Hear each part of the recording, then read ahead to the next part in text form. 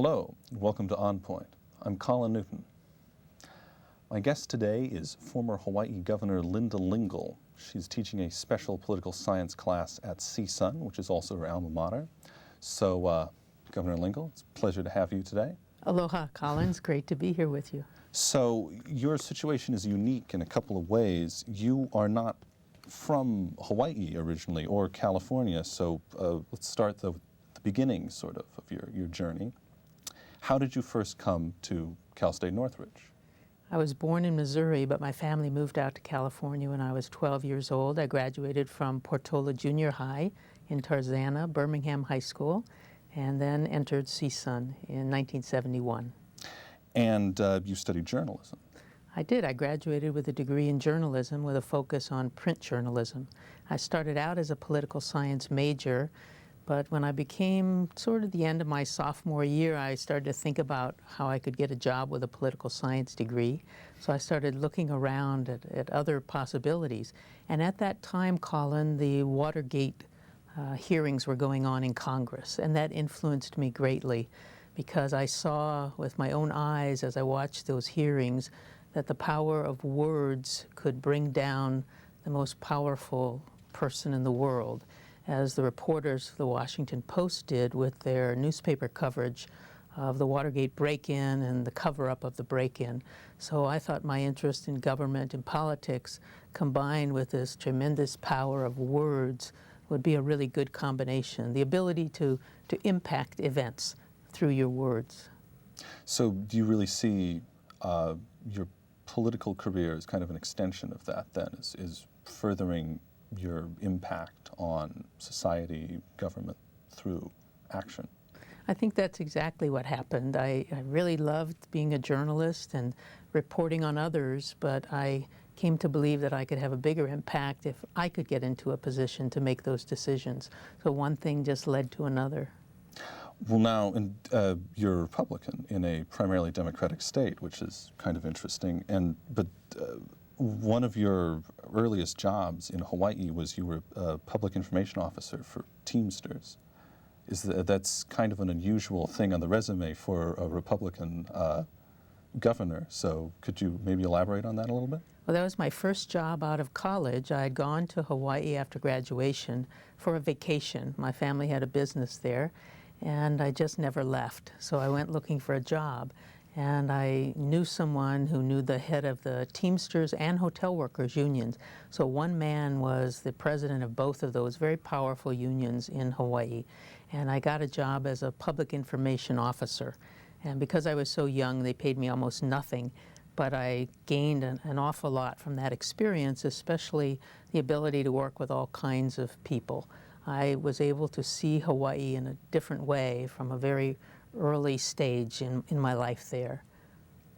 So this would have been before you started the newspaper? Yes. Okay. I first worked for the Teamsters and hotel workers, and then I went over to visit one of the smaller islands, Molokai, and Molokai had no local community newspaper, and I was attracted to that fact. And also, I had never lived in a small town. On the island of Molokai at the time had 6,000 people on it. And I'd lived in the Los Angeles area, I'd lived in Missouri or Honolulu, and this was something unique where everybody knew everybody when you walked around town, and I liked that feeling. So I started a community newspaper.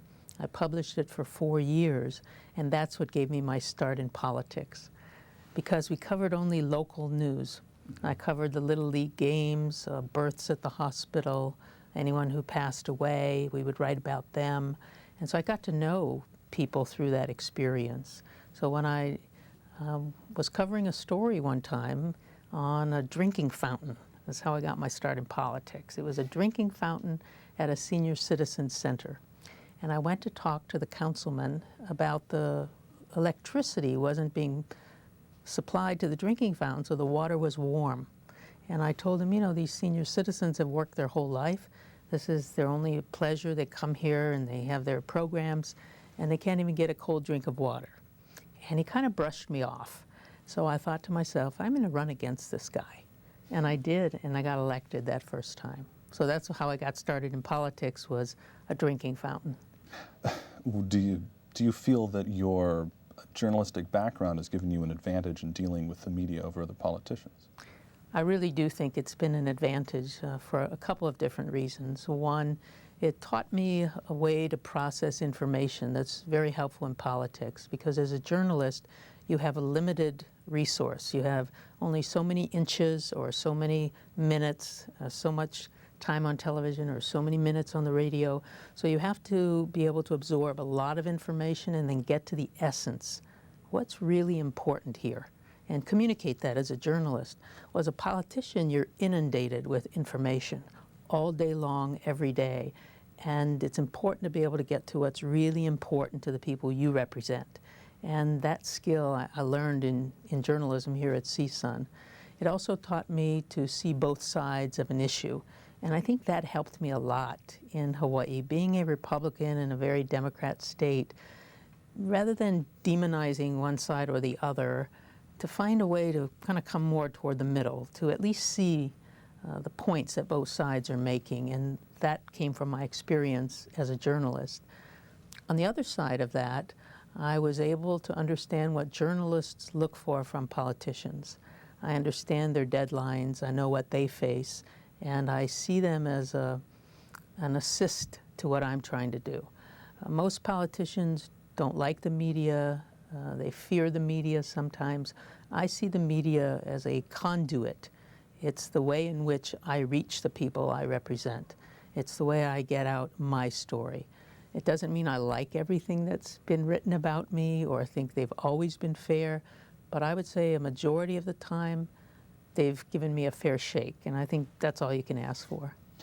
So given just advances in technology and communication, speed, how do you think that the relationship between politicians and the media, have you seen it evolve in the past 20 years or so? I think there have been major changes between politicians and media. No one journalist is as important as they used to be. No one outlet is as important as it used to be, because there are multiple ways to reach people nowadays. If I get a bad story or an inaccurate story in one publication or on one station, I can reach tens of thousands of people just through my own email list. I can be up on social media very quickly and get out my point of view on something. Whether I'm on Facebook, I'm on Twitter, or I'm finding other ways to reach people. I can make my own video. I can get up on YouTube very, very quickly. And during my last campaign for the United States Senate, I had a television station on cable just for our campaign. So I was able to use that to speak with people, to people in different languages, for instance, or to explain the ballot, what it was going to look like, those sorts of things. So we've tried a wide range of media of all kinds, but I think the fact that there are so many different outlets, by definition, it reduces the importance of any one particular source of information, one particular outlet, or one method of reaching people. So that's been a really big change.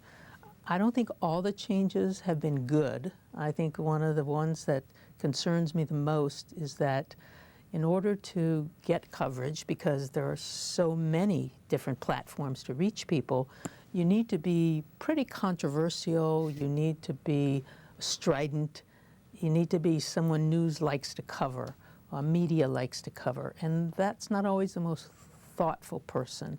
The person who's really considering all sides. It's a difference between talking in paragraphs and talking in sound bites. And the person who's a deeper thinker tends to talk in a deeper way, and that doesn't lend itself to a lot of the newer media, or even to the cable broadcast media. They're looking for people who can catch the audience's attention quickly. And you can just tell by the editing of the shows now, there are a lot of quick cuts. They don't stay on any one topic so long. And I think there's a disadvantage in a democracy to that kind of journalism.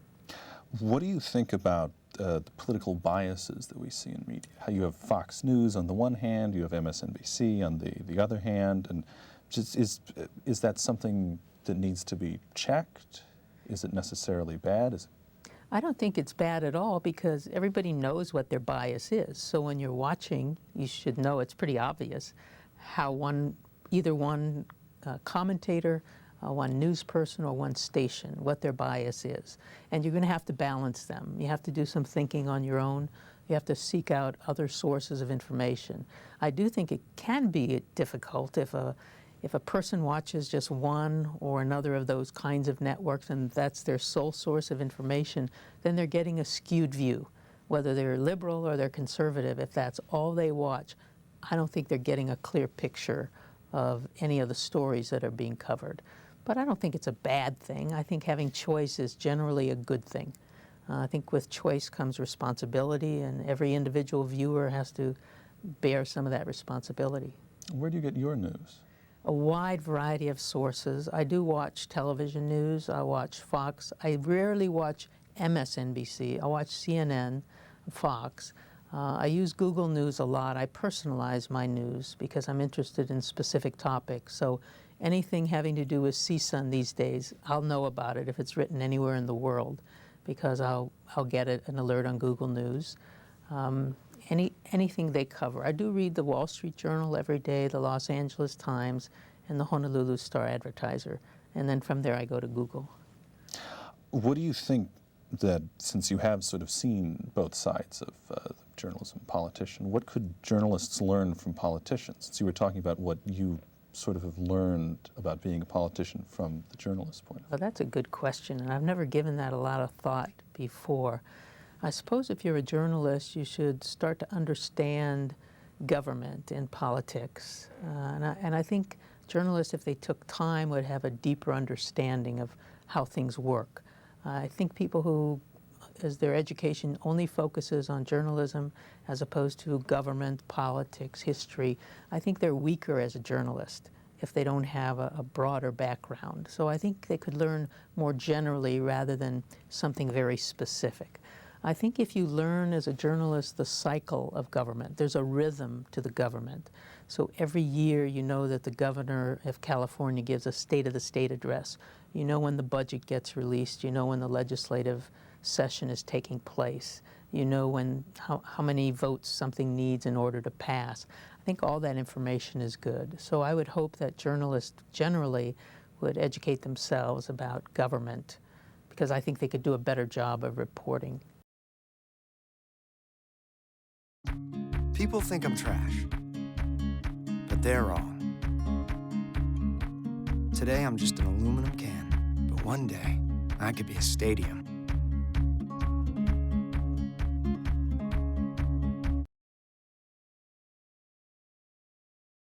Let's talk a little bit about sort of campaigning.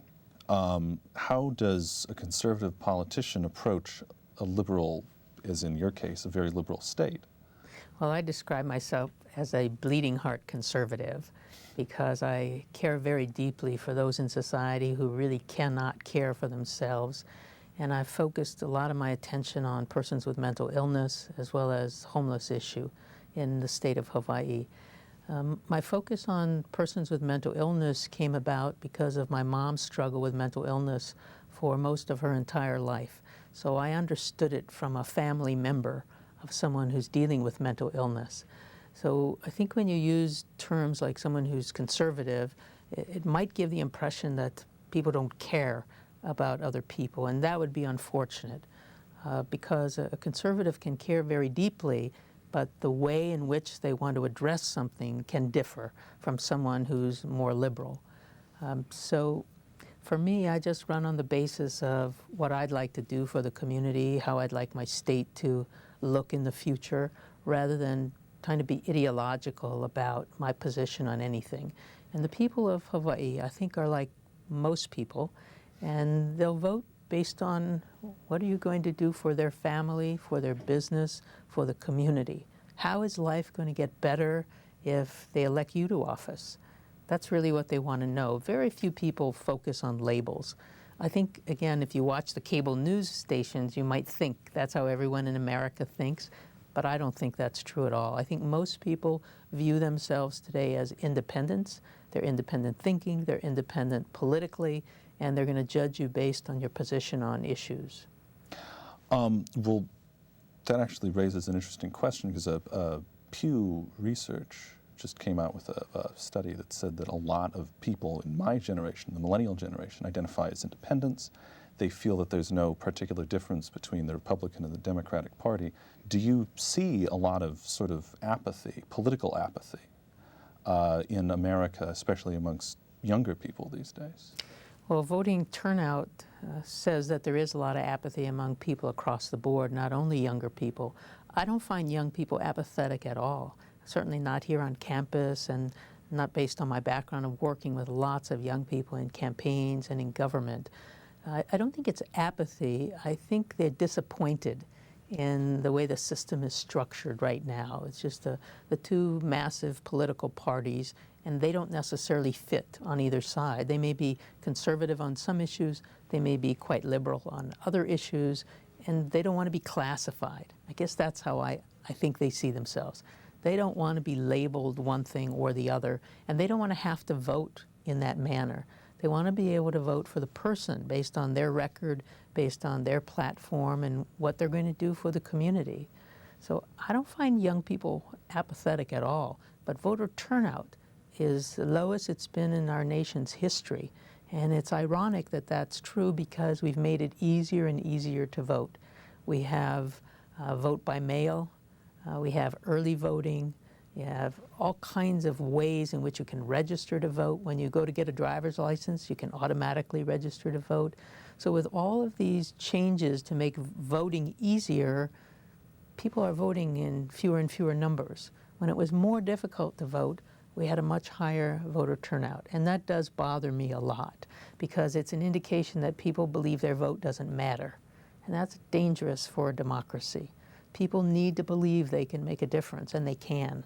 So that's part of what I talk with my students about, making a difference. It's what I talked about as a politician, is getting people involved because they can make a difference. You say that you don't see it as apathy so much then as you see it as disappointment. What do you think is the source of the disappointments? I think because if you just watch television news or you listen to the radio and you see the politicians bickering and you see the same issue being discussed year in and year out with no action being taken, I think young people are like everyone else. They're disappointed that things aren't being done. We have an economy that's been struggling. There should have been a clear focus on how to create an environment where businesses would create new jobs, where the students coming out of colleges had a good chance to start their career without having years of insecurity, inability to get a job in the field that they studied, working below their ability. I think that's disappointed a lot of people. Again, seeing politicians not take action, but be more focused on themselves, their next election, their political career. And it's understandable. I mean, it's frustrating to me, and I think it's frustrating to all voters. Do you think that bickering politicians and political gridlock, do you think that this is like the worst it's ever been? Or? I don't think so. If you read history, you know that there have been times when there's just bitter fighting that goes on. And if you go back to the founding of the nation and you talk about the terrible friction between Thomas Jefferson and John Adams, or I'm reading right now a book about Teddy Roosevelt, Doris Kearns Goodwin's new book called The Bully Pulpit, and you look at those times and the just bitterness that went on between politicians. It's nothing new for our country. I think it's just broadcast more so people see it, and it's all the time, and it's in such greater detail. I think previously news took a longer time to reach people, if it ever did, and then it reached you perhaps on a newspaper that you maybe saw, but it wasn't this day in and day out kind of coverage that we have today. So I think it makes it seem as if it's the worst ever, but I don't believe it's the worst ever. Did you ever experience any gridlock and deadlock when you were governing Hawaii? Well, my situation is so unique because the legislature was so imbalanced in favor of the other party. So while I was governor, I'm Republican. I was the first Republican governor in 40 years. And the state Senate, out of 25 senators, 23 were Democrats. So there's no one to gridlock with, right? 23 are of the same party. In the House, out of 51, 44 were Democrats. So they could pass anything they want, anytime. They had a supermajority. It did mean that I had a steeper hill to climb in order to get things done. And we were fortunate. We were able to get a lot done. And part of it was because I would get the media in advance to understand what I was going to put forward. I did a lot of editorial boards where I would go sit down with the leadership from the local newspapers and talk with them in advance about what I was going to be proposing, try to get them in support of it. I would also do a lot of public speaking to get citizens individually as well as organizations to come in behind me to support whatever I was trying to do. So I couldn't just go down and propose something and it would get adopted. It had to have a tremendous groundswell of support in order to succeed. And we were able to do quite a lot in that fashion. Now, because Hawaii is separated by water between the different islands, we have newspapers and radio and even television on the other islands. And so I would do editorial boards via conference calls so that they could ask specific questions that were important to their particular island. So I just did a lot of outreach, a lot of media in order to get the things that I felt were important achieved for the state. But gridlock, when you say gridlock, it's like you have about half and half and they're constantly at odds. That wasn't the case in Hawaii. Well, so then how would you sort of, when you were dealing with the more liberal, the more democratic legislature, how did you sort of approach that? I'd find things that we could agree on. For instance, we adopted a historic agreement called the Hawaii Clean Energy Initiative, and it was an agreement between the major utility company in Hawaii and the consumer advocate, and then we got that passed into legislation. It's now a statute that by the year 2030, Hawaii would be 70% clean energy, made up of 40% renewables, 30% efficiencies. And the way we did that, Colin, was very unique. I got the federal government to become involved with us, and we, myself, representatives of the Democrats in the Senate and the House, as well as representatives of the utility company, the Sierra Club, all of the different stakeholders in the whole energy and environmental field. We went up to Golden, Colorado, and we spent 3 days at a place called the National Renewable Energy Lab, NREL. And NREL is a federal institution, and they focus on renewable energy. And for 3 days, we all were together talking about what could our future look like in Hawaii. So it wasn't just me coming up with a bunch of ideas. It was all of us going to another state and spending 3 days together. We ate our meals together. We stayed in a hotel nearby together and talked through these issues. So it was a very unique kind of an experience, but it resulted in a historic law that was passed by statute that's being carried out today by the person who followed me, who's a Democrat governor. So sometimes you just have to find ways to make things happen, but the bottom line is find something that you agree on and then find ways to get it implemented. Well, no, you're still somewhat connected to, because you ran for Senate in 2012, and said you campaigned with some other Republican candidates.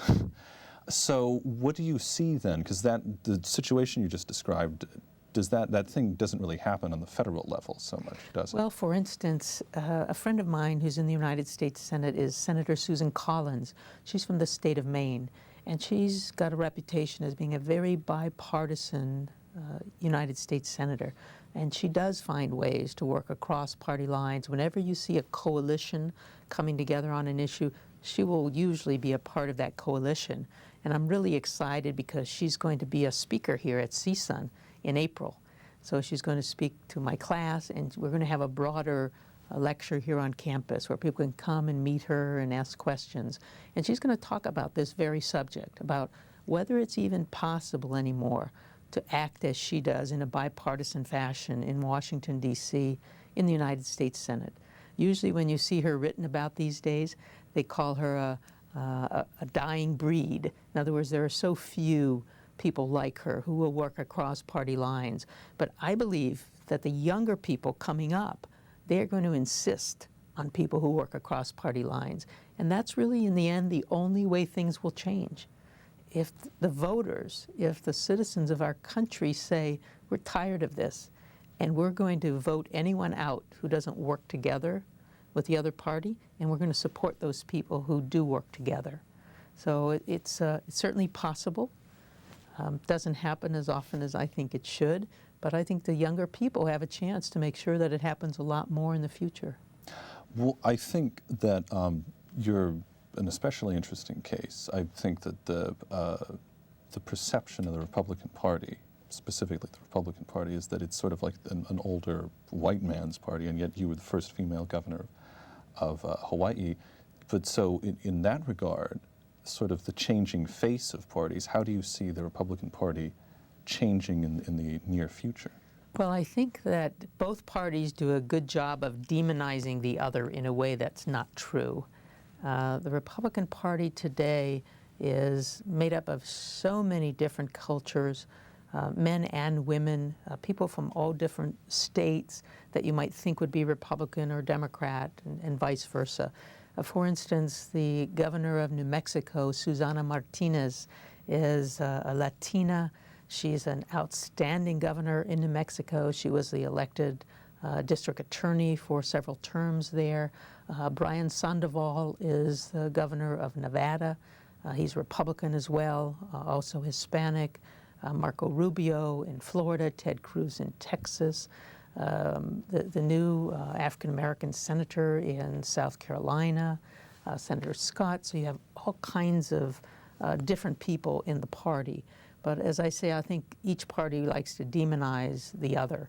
And I think it's important for people to find out their news other than on stations that have a bias one way or the other. So I think people should just go online and look up today's Republican elected officials. I think you'll find quite a wide variety of people. Another person who I know very well was elected, another woman was elected to the United States Senate from New Hampshire, Kelly Ayotte. And I helped her when she ran. She actually came out to Hawaii and did an event there. So I just think, again, I don't think that characterization is true about Republicans. I think it's getting more and more diverse, and as the country gets more and more diverse, I don't think you'll be able to win elections in our country if you're not able to yourself appeal to people of all different backgrounds. And I think that's good. You were running for Senate as recently as 2012. CSUN, you were teaching this one special class. What's in the future for you? Well, right now I'm only focused on my work here at CSUN. I don't know what comes next, but I'm really enjoying this experience. The first time I've done any teaching, and the students here are outstanding. So I'm really enjoying it. Looking forward to the whole semester. Okay. That's all the time we have for today. Thank you very much for being with us. Thank you, Colin. Thank you very much.